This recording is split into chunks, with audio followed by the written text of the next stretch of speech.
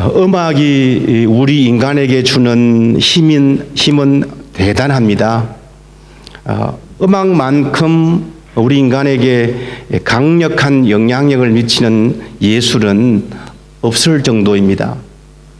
가장 원시적인 언어는 모두가 다 노래였고, 그리고 리듬이었습니다. 갓난 아이들이 내는 그런 규칙적인 억양, 가장 기본적인 우리 음악의 형태입니다.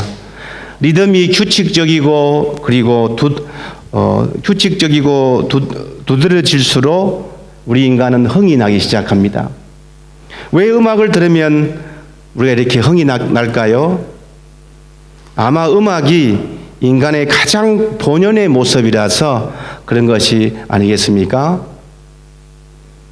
추석이 다가오면서 부모님이 그립고, 먼저 돌아가신 어머니 또 아버지께 효도를 다 하지 못한 안타까움 있잖아요.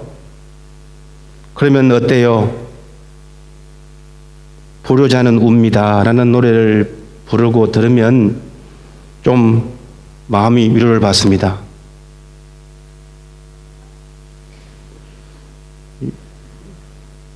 분위기가 이게 아닌데. 예. 비가 부슬부슬 내리는 날에는 비 내리는 영동교를 들으면 마음이 좀 가벼워집니다. 앞날에 구름이 끼고 답답한 날이 계속될 때는 송대간에 뭘 들어요? 쨍하고 했던 날. 누가 인생에 태클을 걸면은 진성에 태클을 걸지 마. 진정으로 나에게 사랑으로 대하지 않고 의심이 가면은 송가인의 진정인가요? 이거를 부르면 속이 시원합니다. 여러분 안 그래요? 세상 음악도 또 트로트도 이런 힘이 있다는 것입니다. 하지만 찬송은 그것보다도 더 깊은 감동을 줍니다. 그래서 성경은 일찍부터 음악을 아주 중요하게 말하고 있는데요. 여러분 잘 아는 창세기에서 인간의 조상에 대해서 말하면서 유발은 수금과 퉁소를 잡는 모든 자의 조상이 되었더라 라고 말하지 않습니까? 인간의 조상부터 음악하는 사람을 말하고 있다는 것입니다. 출애굽기 15장에서 이스라엘이 홍해를 육지와 같이 건넌 후에는 소고치며 춤추면서 하나님을 찬송했습니다. 시편은 할렐루야로 시작하고 할렐루야로 마칩니다. 여러분이 잘 아시는 대로 할렐루야는 하나님을 찬송하라는 뜻입니다. 이스라엘의 백성의 삶은 음악과 함께 갔습니다. 찬양하면서 감사했고, 찬송하면서 기도했고, 또 찬양하면서 순종했고, 찬송하면서 기도했습니다. 이스라엘 백성에게 찬양은 바로 하나님과의 관계였기 때문이었습니다.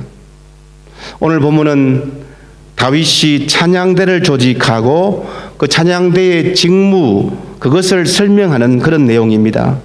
1절에서 다윗이 군대 지휘관들과 더불어 아삽과 헤만과 여두둔의 자손 중에서 구별하여 섬기게 하되 수금과 비파와 재금을 잡아 신령한 노래를 하게 하였으니 라고 말씀합니다. 다윗이 만들었던 찬양대 중추적인 역할을 했던 사람은 아삽과 헤만과 여두둔이었습니다. 그들 가문에서 총 288명이 이렇게 찬양을 감당했습니다.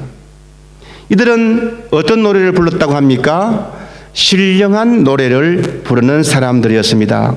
오늘 본문 1절에서도 2절에서도 3절에서도 계속 등장하는 말씀이 신령한 노래입니다. 신령한 노래를 한다고 하는 것은 예언을 한다라는 뜻입니다. 여러분 혹시 성경책에 신령한 노래라고 되어 있고 갈로 각주로 1, 2 되어 있는데 밑에 보면은 예언을 하다 이렇게 되어 있을 거예요. 그래서 찬양대가 곧 예언자라고 하는, 예언자까지 성격된 사람이라는 것을 우리에게 보여줍니다. 그만큼 중요한 위치라는 것이에요. 사람이 중요한 것이 아니라 그 찬양이 중요한 것이라는 겁니다. 왜 그럴까요? 하나님의 성호를 찬양하니까 그렇습니다. 그래서 저희들이 이 사실을 분명히 알아야 합니다. 하나님을 찬양하는 일은 정말 너무나도 중요한 일이라는 것입니다. 신령한 노래로 예언자처럼 성격된 위치에서 하나님을 찬양하는 것입니다. 찬양은 그래서 예언이고, 찬양하다가 문제가 해결되고, 찬양하다가 문제점을 발견하게 되고, 찬양할 때 지혜를 얻게 되고, 찬양할 때 미래가 보입니다. 찬양할 때 방법이 생기고 힘이 생기고 의욕이 생깁니다. 찬양은 특정한 찬양대만 하는 것이 아니고 하나님의 백성들은 다 우리가 찬양을 해야 될 의무가 있습니다. 시편 150편에서 무엇이라고 말합니까? 시편 150편이 무엇으로 끝나고 있습니까? 호흡이 있는 자마다 다 여호와를 찬양할지어다. 숨 쉬고 있으면은 다 하나님을 찬양해야 된다는 거예요. 여러분, 저들이 살고 있는 이 숨은 이건 누구 것입니까? 하나님의 것입니다. 저희들이 흙으로 지음받았는데 하나님께서 숨을 부어주심으로 말미암아 생명이 되었습니다. 저희들에게는 하나님의 숨이 다 있습니다. 하나님의 숨결이 다 있습니다. 그 숨을 가지고 있는 사람은 하나님을 찬양하는 것이 마땅하다는 것이에요. 찬양으로 하나님을 섬기는데 우리 모든 가정이, 우리 모든 교회 공동체가 하나가 되어서 하나님께 찬양으로 영광을 올려드리는 것은 매우 중요합니다. 오늘 본문 9절부터 시작이 되는 그런 말인데요. 계속 9절부터 반복되는 것이 그 아들들과 형제들과 12명이요. 이 문구가 계속해서 반복이 됩니다. 공동체 중심이었다는 것이죠. 이와 같이 가족 공동체가 한 목소리로 하나님을 찬양했다고 하는 것은 하나님을 찬양하는 일이 그들의 생활의 중심이 되어야 한다는 것입니다. 이들은 성전에서도 당연히 찬양을 했지만 가정에서도 한 공동체가 되어서 찬양을 했습니다. 이것이 일상이었다 하는 것이에요. 일상이 하나님 중심으로 살아가는 그런 모습이었다는 것입니다. 저희 교회는 매년 5월이 되면은 가정의 달을 맞이해서 가족 찬양 축제를 했었습니다. 이 과거 시제가 중요한데 했었습니다. 교회 개척 때부터 그렇게 했어요. 이유는 그 찬양을 준비하는 과정에서부터 적어도 그 찬양을 그 축제에 나가기 위해서 수십 번을 불러보아야 되고 가족끼리 함께 찬양을 해야 되고 그리고 기도하면서 준비하는 그 과정이 은혜가 된다는 거예요. 그 과정을 주님께서 어여삐 보시고 복 주시는 거예요. 그런데 언제부턴가 싹 사라졌어요. 5월달 조용합니다. 왜 그랬는지 저도 잘 모르겠어요. 분위기가 그래 됐어요. 아이들이 금방 커서 이렇게 세상 우리 가정을 우리를 떠나는데 말입니다. 본문에서 찬양대는 가족을 총동원한 찬양대였습니다. 아삽은 아들 4명이 다 찬양대로 수고했고 여두두는 아들 6이 수고했고 헤만은 아들 14세, 딸 3이 총동원했고 악기로 다 봉사를 했습니다. 이와 같이 다윗의 찬양대는 아들, 손자, 며느리 할 것 없이 가족 전체가 총동원한 공동체 찬양이었습니다. 우리 공동체가 저희들이 찬양하는 일에 더 힘을 내고 좀 더 익숙해져야 합니다. 우리 7절 말씀을 한번 보시 바랍니다. 그들과 모든 형제 곧 여호와 찬송하기를 배워 익숙한 자의 수요가 288명이라. 여호와 찬송하기를 배워 익숙한 자가 되어야 합니다. 주님을 찬양하는 법을 배워야 되고, 실제적으로 찬양을 배운다는 것은 우리가 찬송가를 알아야 된다는 것이에요. 저희들 자녀들에게 피아노도 가르치고 바이올린도 가르치고 각종 악기들을 가르치지 않습니까? 마찬가지로 찬송도 가르쳐야 한다는 겁니다. 찬송이 곧 하나님을 경외하는 방법이기 때문입니다. 우리 교회 공동체가 찬양으로 하나 되는 공동체 의식이 다시 살아나야 합니다. 오늘 우리 경배와 찬양 이렇게 아름답게 정말 모든 것이 준비가 되어서 하는 모습을 보니까 얼마나 가슴이 뿌듯한지 몰랐습니다. 우리 입술은 하나님이 주신 가장 큰 복이에요. 그 입술로 하나님의 찬양하는 것이 우리의 본분입니다. 신령한 노래를 부르는 도록 우리가 다 구별된 사람이라는 것입니다. 이사야 43장 21절에서 말씀하지요. 이 백성은 내가 나를 위하여 지었나니 나를 찬송하게 하려 함이니라. 저희들은 하나님을 찬송하도록 부름받았다는 것이에요. 오늘 구약 신약의 말씀 본문에서 3장 16절 말씀, 골로새서 말씀인데요.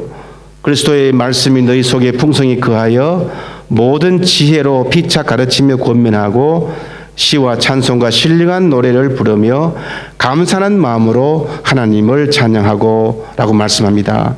이 말씀은 초대교회의 그 예배의 내용에 대해서 말씀하고 있어요. 딱 두 가지예요. 말씀과 찬양입니다. 물론 말씀 안에 기도도 있지만 어쨌든 말씀과 기도가 두 가지의 큰 축입니다. 말씀과 찬양이. 말씀이 풍성하면 결국 그것이 찬양으로 드러나야 한다는 것입니다. 교회에서 선포되고 가르쳐진 말씀들이 음률로 고백되어져야 합니다. 그럴 때에 말씀이 살아있는 말씀이 됩니다. 따라서 성도는 언제나 신령한 노래를 부르는 그 사명을 망각해서는 안 됩니다. 만일 내가 하나님을 찬양하는 삶을 살지 않는다면은 그것은 곧 나를 불러주신 하나님의 뜻을 그 부르심의 목적에 합당하지 않는 무가치한 삶을 살게 되는 것이죠. 그렇기에 성도는 항상 하나님께 찬양의 제사를 드리도록 그리고 드릴 준비가 되어 있어야 합니다. 이 찬양의 제사는 주일에만 드리는 것이 아니고 매일매일의 삶이 우리의 찬양이 되어야 합니다. 내 삶에서 찬양이 끊어지면은 하나님과의 관계가 끊어진다라고 하는 그 사실을 깊이 이해할 수 있어야 됩니다. 우리 한국 교회가 1960년도에는 주로 부흥회, 전도 집회와 같은 뜨거운 성령 운동을 통해서 영적으로 성장을 했습니다. 또 양적으로 성장을 했습니다. 7, 80년대에는 말씀을 기초로 한 평신도 제자 훈련을 통해서 질적인 성장도 경험을 했습니다. 90년대 이후부터는 찬양 운동이 각 교회에서 일어나서 말씀이 찬양으로 고백되는 그런 시기가 되었습니다. 말씀에서 가르침에서 그리고 이제는 신령한 노래로 이어지는 성장입니다. 기독교의 믿음은 기독교의 찬양으로부터 배운다라는 말이 있습니다. 기독교의 믿음은 기독교 찬양으로부터 배운다. 어릴 때 신앙하신 분들 보면은 아시겠지만은 우리 주일학교 예배 때 거의 다 주일학교 예배는 율동과 찬양이에요. 아이 하나님을 향한 노래 몸짓이 전부였지요. 그 시기에 구원이 어떻고 또 십자가가 어떻고 신학적인 것을 알겠습니까? 그때 배운 찬양으로 지금까지도 믿음 생활하고 있고 그것으로 지금 신앙 생활을 하고 있는 거예요. 돈으로도 못 가요 하나님 나라, 힘으로도 못 가요 하나님 나라, 거듭나면 가는 나라 하나님 나라, 뭐로 가지요? 믿음으로 가는 나라 하나님 나라. 이 무용도 있습니다. 무용.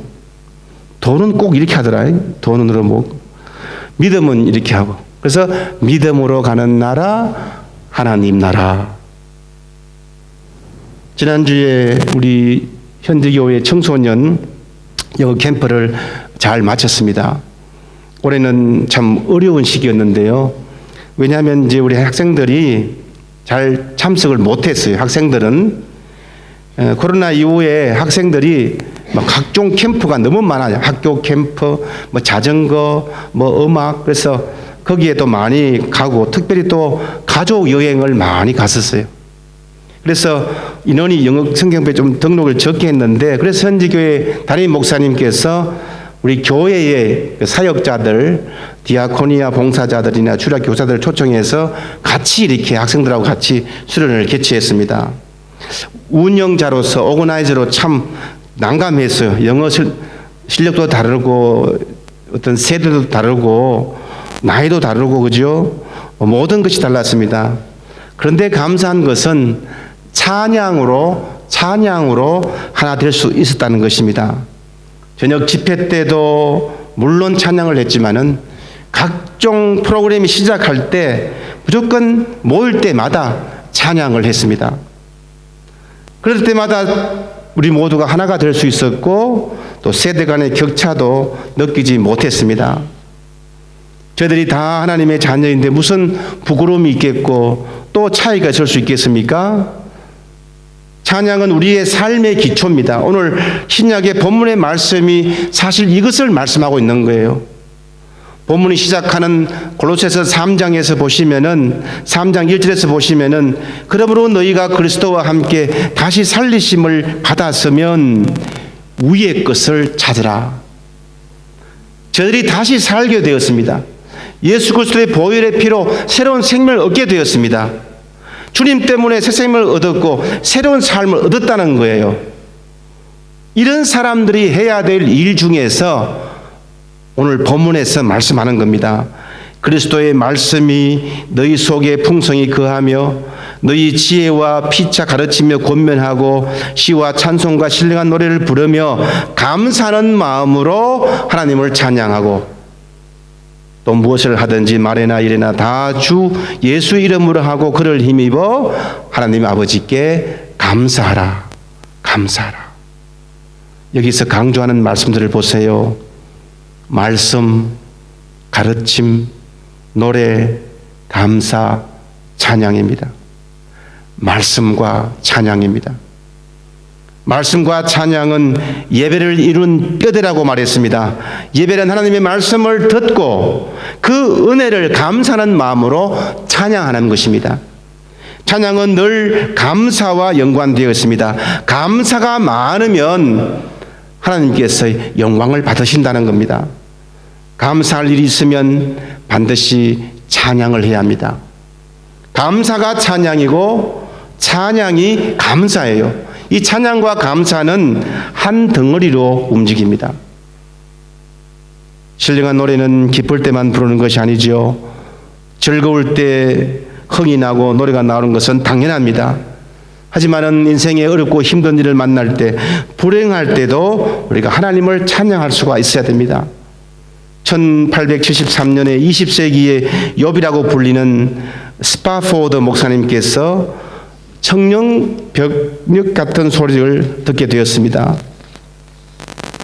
여객선이 뒤집혀서 사랑하는 아내와 세 딸을 그저 한 번에 그 차가운 아침에 바다에 모두 잃었다는 소식이었습니다. 세월호를 연상케 하는 그런 이야기입니다. 스파포드 목사님은 사랑하는 가족을 삼켜버린 그 바다 위에서 찬송가 413장을 만들면서 하나님께 영광을 올렸습니다. 내 평생에 가는 길 순탄하여 늘 잔잔한 강 같든지, 큰 풍파로 무섭고 어렵든지 나의 영혼은 늘 편하다. 내 영혼 평안해, 내 영혼 평안해. 이 찬송시는 그 후로 많은 사람들에게 예찬곡이 되었고, 많은 사람들을 살렸고, 수많은 사람들에게 절망에서 희망을 갖게 만들어주는 찬송이 되었습니다.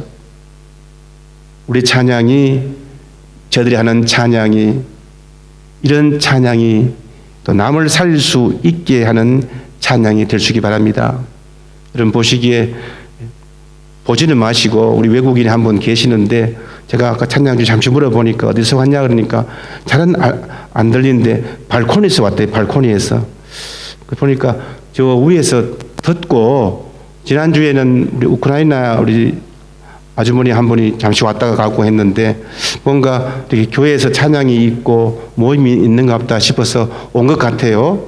좀 더 알아봐야 되겠지만 어쨌든 우리의 찬양이 다른 사람들을 살릴 수 있게 한다면은 어떤 형편에서라도 우리는 찬양을 해야 되는 것입니다. 형편과 관계없이 찬양하는 것입니다. 이 땅의 삶이 어려우면 어려울수록 찬양해야 되고 감사할 일이 있으면 찬양해야 합니다. 찬양은 우리에게 살아갈 힘을 제공하고 하나님의 능력이 생기고 어려운 일들을 해결할 힘이 생기기 때문입니다. 사랑하는 여러분, 신령한 노래로 우리 믿음을 이어갈 수 있기 바랍니다. 전심을 다하여 우리 영혼의 깊은 곳에서 우러나오는 감사의 찬양을 하나님께서 원하십니다. 우리가 그렇게 지원받았기 때문입니다. 이처럼 우리 하나님을 향한 신령한 노래로 나의 삶을 가득 채울 때에 우리의 삶은 하나님이 앞에서 귀정하고 정말 아름다운 삶으로 인정받을 줄 믿습니다. 신령한 노래를 하는 자로 사명에 충실할 때에 찬양 속에 거하시며 힘주시고 능력 주시는 하나님의 놀라우신 은혜가 우리 가정에, 우리 직장에, 우리 사업장에, 우리 자녀들의 삶에 충만하시기를 주님의 이름으로 축원합니다. 아멘. 기도하겠습니다.